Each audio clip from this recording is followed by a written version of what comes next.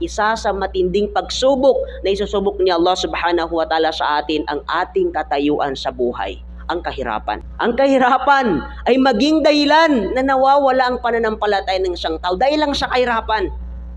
Bakit? Tignan niyo mga tao na wala na silang ginagawa kundi naghahanap buhay.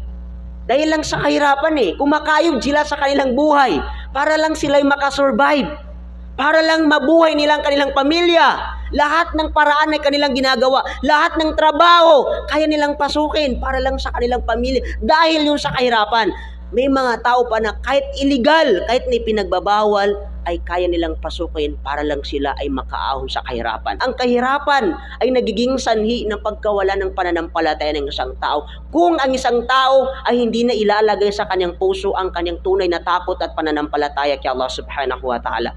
Sapagkat kung ang isang tao ay dumaan siya sa matinding kahirapan at nasa kanyang puso ang tunay na takot kay Allah subhanahu wa ta'ala, kahit anong pagsubok, kahit anong kahirapan ang tumama sa kanila ay hindi sila sumusuko at nasa legal, nasa halal ang kanilang pamamaraan ng hanap buhay.